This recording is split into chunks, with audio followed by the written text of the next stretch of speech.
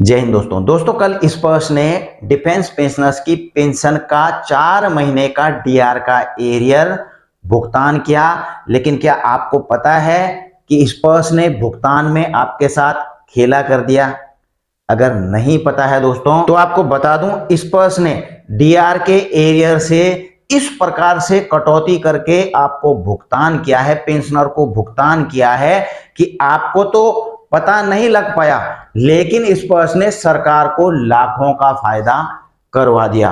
और दोस्तों ये रीति अभी शुरू हुई है, अगर इस रीति का विरोध नहीं करेंगे तो आगे भी आपको इस प्रकार के नुकसान, यानी कि अगर ये रूटीन में शामिल हो गया, आगे भी आपको पेंशनर्स को यह नुकसान होंगे।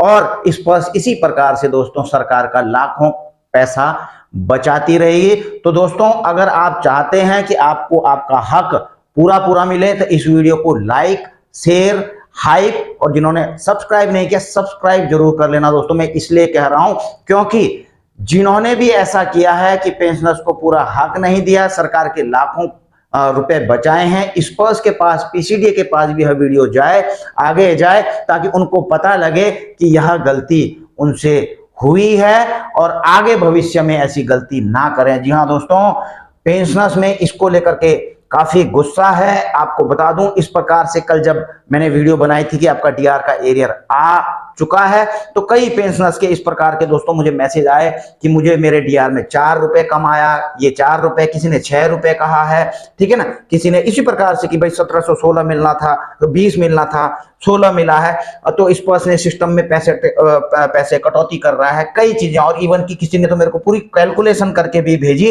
अब देखिए दोस्तों ये फर्क कैसे पड़ा है। इन्होंने लिखा है कि इनकी बेसिक पेंशन 21,488 थी, ये इस पे 2% की दर से एक महीने का 429 रुपए 76 पैसे बनता था। क्योंकि दोस्तों जब डीआर मिलता है तो आपको नेक्स्ट हायर रुपीज दिया जाता है, यानी कि अगर 0.76 है या 0.1 पैसा कुछ भी है तो आपको नेक्स्ट हायर यानी कि 430 के रूप काउंट होना चाहिए, यानी कि 4 गुना 430 1720 रुपए इनको मिलना चाहिए था। लेकिन मिला कितना दोस्तों? और इसका आदेश मैं आदेश दिखाऊंगा दोस्तों, ऐसे ही नहीं कह रहा हूं मैं, ठीक है, आदेश दिखाऊंगा। और मिला कितना? इन्होंने 430 की बजाय 429 कर दिया, जबकि 76 पैसे इनके बनते थे। 429 का गुना 4 महीने में 1716 रुपए दोस्तों इनको पे कर दिए। और इसका आदेश आप देख लीजिए दोस्तों, मैं आपको क्लियर बताऊं, पेंशनर के लिए अलग रूल है और जो सर्विंग है उनके लिए थोड़ा अलग रूल है डीए डीआर के पेमेंट का।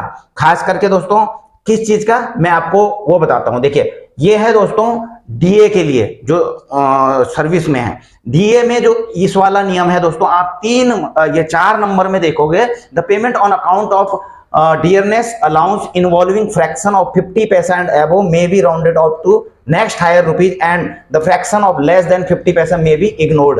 अब इसका मतलब मैं आपको इजीली बताऊंगा दोस्तों, मतलब बताता हूं। और उसी प्रकार से पेंशनर्स के लिए थोड़ा अलग रूल है, ये डीआर का है दोस्तों, इसी बार का है, या डेट भी पढ़ोगे आप, डीआर का जो लेटर निकला था 24 अप्रैल को वही है। इसमें 3 नंबर पैरा पढ़ोगे, the payment of dearness relief involving a fraction of rupees shall be rounded off to the next higher rupees. अब देखिए इनमें अंतर क्या है मैं आपको बताऊं। जो डीए वाले आदेश में अंतर है उसमें जो 4 नंबर में लिखा हुआ है, ये लिखा हुआ है डियरनेस अलाउंस 50 पैसे एंड एबो। अगर आपका डीए में 50 पैसे या फिर ऊपर है तो उसको नेक्स्ट रुपीज में काउंट किया जाएगा, ठीक है। अब आप इसको ऐसे समझ लीजिए, और 50 से अगर नीचे हैं तो उसको इग्नोर कर दिया जाएगा, प्रीवियस में काउंट कर लिया, यानी कि 50 से अगला पूरा रुपया। अगर 50 से कम है दोस्तों, 49 पैसा भी है, तो उसको छोड़ दिया जाएगा। तो एग्जांपल देख लीजिए, अगर 4321 रुपए 49 पैसे अगर इनका डीए बनता है दोस्तों, तो उनको मिलेगा 4321 रुपए। ये सर्विस पर्सन के लिए है दोस्तों, सर्विस पर्सन के लिए, ठीक है, डीए मिलता है जिनको, तो उनको ये इसको इग्नोर करेंगे, 21 रुपए इनको दिया। लेकिन अगर 50 पैसे या उससे ऊपर है दोस्तों आ रहा है तो उनको 4322 रुपए मिलेगा, मतलब आप नेक्स्ट वाला पैसा मिल जाएगा। लेकिन पेंशनर्स के लिए ऐसा नहीं है दोस्तों। डीआर के आदेश में पैरा 3 में क्या लिखा हुआ है, द पेमेंट ऑफ डीआर, मैंने आपको पढ़ा है, involving fraction of rupees shall be rounded up to the, यानी कि दोस्तों अगर एक पैसा भी फ्रैक्शन में आया है आपके तो पूरा आपका अगला रुपए दिया जाएगा। उसमें तो 50 पैसे और ऊपर है, लेकिन अगर पेंशनर को दोस्तों डीआर में, जैसे एग्जांपल समझ लिया, किसी का डीआर 4,321 रुपए और 1 पैसा बनता है, तो उनको पूरा दोस्तों 4,322 रुपए मिलेगा, ना कि 21 रुपए। अगर बना 4,321.49, फिर भी 4,322 रुपए मिलेगा। यानी कि फ्रैक्शन कुछ भी आता है दोस्तों, 1 पैसा भी आता है, तो हर फ्रैक्शन के ऊपर वाला राउंड ऑफ किया जाएगा। ये है डीआर का रूल दोस्तों, और ये मैंने आपको बता भी दिया है जो डीआर का लेटर निकला है। लेकिन स्पर्श ने क्या किया दोस्तों, स्पर्श ने क्या किया, कम वाला अप्लाई कर दिया, और इससे कितना फायदा हुआ मैं आपको बताऊंगा। आपको क्या करना वो भी बताऊंगा। अच्छा, पहले आपको पता होना चाहिए दोस्तों कि ये अलग अलग क्यों रखा गया। पेंशनर्स के लिए क्यों, तो कुछ कारण भी हैं। पेंशनर्स के लिए डेसिमल हैंडलिंग कम हो जाती है, पेंशनर्स फ्रेंडली अप्रोच है, डीआर राउंडिंग रूल थोड़ा उदार रखा गया है, ठीक है। पुरानी पेंशन राउंडिंग ऑफ पॉलिसीज हैं, तो इन चीजों को ये परंपरा चलती रही कि डीआर में हमेशा नेक्स्ट रूपी वाली काउंट किया जाता है, ठीक है। अच्छा, तो फर्क केवल दोस्तों किस चीज का है, देखो फर्क केवल एक ही चीज का है। बाकी डीए डीआर तो आपको बराबर मिलते हैं, 2% बढ़ता है तो डीए में भी बढ़ता है, इसमें भी बनता है। केवल फर्क है तो राउंडिंग रूल का है दोस्तों, ठीक है, कि भाई पॉइंट में आगे है तो वो तो सारा मिल जाता है पेंशन को। अगर pension disbursing agency, bank, CPPC DR के फ्रैक्शन को अगले रुपए में राउंड ऑफ नहीं करती, जबकि आदेश में तो आपने देख ही लिया साफ लिखा हुआ है ये वाला, तो तकनीकी रूप से दोस्तों आदेश का सही पालन नहीं कर रहा माना जाएगा। आप समझ रहे हैं बात को, यानी कि स्पर्श सही रूप से जो आदेश है उसका पालन नहीं कर रहा है दोस्तों। और इससे पहले यह भी आपको बता दूं दोस्तों, इससे वास्तविक नुकसान कितना होगा। देखिए, एक पेंशनर का नुकसान, पहले तो एक पेंशनर को दोस्तों, अगर आप खुद लगा लीजिए कि किसी का 1 पैसा भी आया है, उसको 1 रुपया नहीं दिया गया है 1 महीने में, ठीक है, तो आप खुद लगा लीजिए औसतन 0.5 प्रति माह मान सकते हैं। तो मतलब सालाना दोस्तों अगर 1 रुपया नहीं मिल रहा है तो 1 साल में इसको 0.5 ही मान लीजिए दोस्तों, 0.5 ही मान लीजिए, क्योंकि उसका 0.5 बनता था, एवरेज की बात कर रहे हैं। तो 6 रुपए अगर 1 साल का दोस्तों उसको नहीं मिल रहा है, तो इसका फायदा किसको हो रहा है, सरकार को बच रहा है इतना पैसा। और जब दोस्तों 30 लाख पेंशनर, ये तो डिफेंस पेंशनर्स है 30 लाख के करीबन दोस्तों, इनमें से दोस्तों अगर 6 रुपए बचाए जाएंगे साल में, तो आप खुद देख रहे हैं कि 1.8 करोड़ प्रति वर्ष जो है बचा लिया जाएगा। अगर इसको राउंडिंग लॉस माना जाए दोस्तों, तो 1 रुपए प्रति माह, अभी देखो इसको तो जो है ये है, लेकिन लॉस माना जाएगा तो कितना माना जाएगा, क्योंकि सरकार को तो देना ही पड़ता ना अगला वाला, तो 3 करोड़ 60 लाख प्रति वर्ष। और दोस्तों मैं ऐसा भी नहीं मानता हूं कि सभी के साथ ऐसा होता नहीं है कि 30 लाख पेंशन तो सभी के साथ में राउंडिंग, नहीं, 4 में से 1 पेंशन जरूर होगा, जहां तक मुझे लगता है।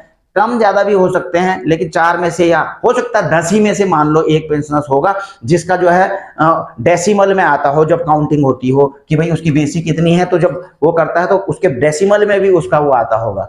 तो अगर मैं दोस्तों 1/4 भी किया कि 4 में से 1 को माना जाए, तो अगर 3.6 करोड़, तो आप खुद लगा लीजिए, यानी कि 30 लाख में से मैंने 7.5 लाख पेंशनर्स लगाए जिनके डेसिमल में आता है। मतलब ये कोई मेरे पास कोई ऐसा आंकड़ा है नहीं, ठीक है, लेकिन फिर भी मैं एक एग्जांपल के तौर पे बोल रहा हूं।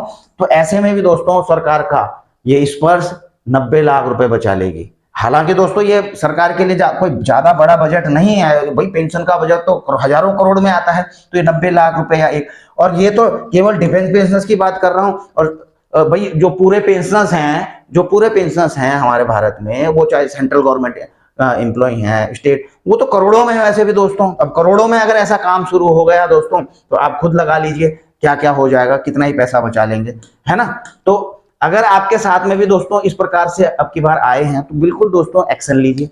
एक्शन लेना जरूरी है। पहले तो आप कैलकुलेशन कर लीजिए, क्या राउंडिंग ऑफ में आपका डेसिमल तो नहीं आ रहा है। अगर डेसिमल आ रहा है तो क्या आपको नेक्स्ट रुपीज दिया गया है फायदा या नहीं दिया गया है।